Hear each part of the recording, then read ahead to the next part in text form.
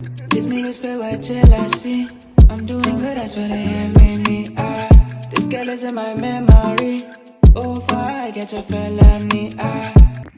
What is up, you guys? Sage here, and today we're going to touch on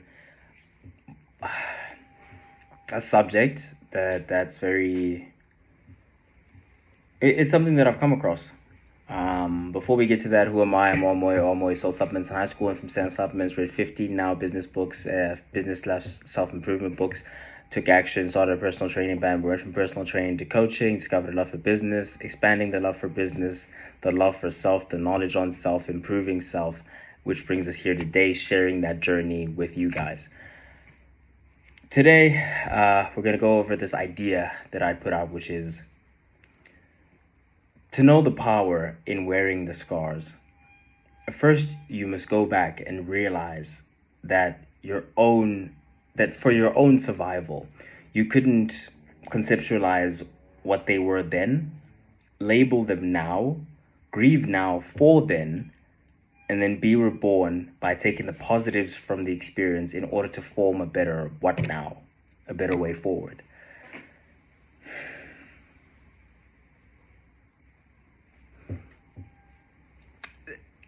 Okay, in my lifetime, I've known a lot of people who have been through things, certain things. If we're going to be specific, let's talk about, okay, I live in South Africa, and I read a scary, or heard a scary statistic the other day. I don't know if I didn't verify, I don't know if it's true or not, but I heard that 1 in 5 females in South Africa have experienced some sort of abuse, some sort of sexual abuse. And this is a very, very sensitive topic, but I do want to touch on it because I put this out on the 19th of September, we're at like the end of September now. So it wasn't even about that, but it made me think of it briefly because, like I said, I've known people. Not only have I known people, I've been in relationships with people who've told me stories, and this is more than one, right? So I do believe that statistic. I do believe that this is something that is out there. Not only is it out there, but there's also this particular instance where I was having conversations with someone about a previous relationship, and I was the one to take in these facts and be like, wait, what happened? And okay, there's a name for this, right? I'm like, there's a name for this. It was not a one-time event. It was a cumulative experience with a person older. It was a grooming situation, and also due to the age difference, a violation of the law and that, etc. Anyway, I say that to say that this quote speaks to that as well, in terms of the way forward is to empower that person, and the way to empower them is by helping them understand that to know the power in wearing the scars. First, you must go back and realize that for your own survival at that point in time, you couldn't conceptualize what was going on.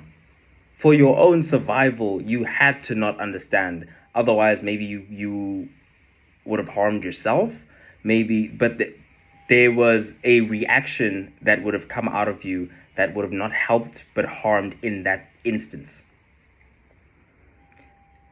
From that point, it is important to understand that you are no longer that little person. You're no longer that little girl or little boy who was in that situation, whatever the situation was. Now, that was just an example of something that this may apply to. And if you know someone who has gone through that, and the likelihood is very high, especially in this country, that it is the case that you know someone and you would like to help them, a great way to move forward toward that is by helping them understand that at that time, because a lot of the time, even if it's not as a young person, even if it's in older ages, people who are victims of any sort of abuse, typically at the point in time when it is happening, have a reaction of freezing, of not being able to react at all. So I think it's very important to help them understand that at that point in time, that was maybe the reaction that was warranted, and that was the safest way to react to that situation, as horrible as may have been, and as much grief as you may feel now for what had happened and for the fact that you hadn't reacted, you hadn't fought back, etc. So the next step is label them now. So first understand that, hey, young me, you couldn't have survived if you knew what was happening to you. It would have done something to your psyche, and you would not know how to live in the reality that you are in at that moment in time. You're older now, so you can now conceptualize, realize what had happened, and you can now label that and realize that, oh, okay, so what happened to me is this. Wow. All right. Grieve. Because you didn't grieve then. You were surviving. You needed to get through it. Now you've gone through it. You looking back and realizing, okay, this is what it is. They do have a name for it. It's called that. And now you can cry. You can cry now for then. It's okay. It's not too, because again, at that moment in time, you hadn't gone through it. At that moment in time, you weren't thinking of what you were going through as that. So if you do feel those negative emotions, if you do feel a certain type of way through that conceptualization, if it does dawn on you like, oh, so I'm a person who has gone through this, or this has happened to me, that doesn't feel okay. I trusted that person. How could that have happened? It's okay to grieve now. It's okay to cry now because something happened to you then. Then the final and perhaps most important step is to be reborn by taking the positives from, not necessarily from the experience. More so what I mean by from the experience is going through traumatic events, going through difficult things to deal with. It builds a certain type of spirit, a certain type of character, to where you are able to deal with and handle very difficult things. That is a positive that comes from a very, very bad and dark place. Some incredible artists come from very dark, difficult places, and they take that darkness and harness it and utilize it for something beautiful. I encourage that. I encourage not to reject and block that part of your life off and pretend that it doesn't exist, because I don't think long term that's a viable strategy, because it's not who you are. It doesn't define you, but it is a part of who you are, just as all of our experiences are.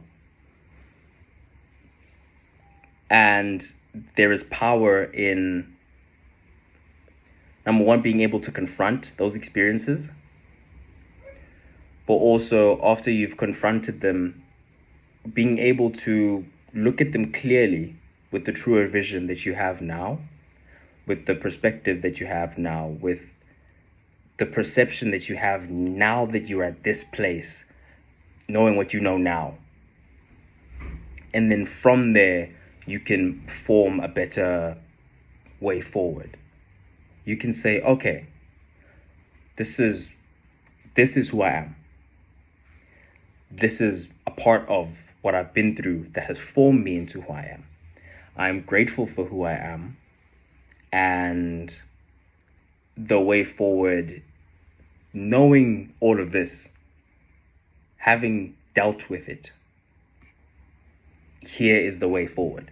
Or if there are things there that I haven't been able to deal with, let me take the time now to learn, understand what I need to learn and understand in order to move forward with this knowledge, to move forward with this understanding of how this has affected me, my life, my ability to trust people, my ability to form relationships with other people, how it has affected the forming of the chemistry of your mind.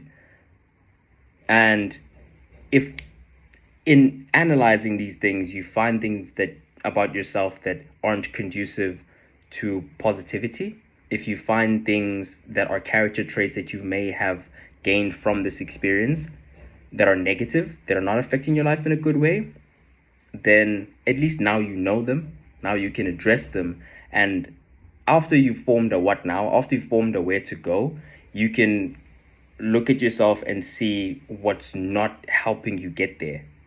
You know, what's hindering you from getting there.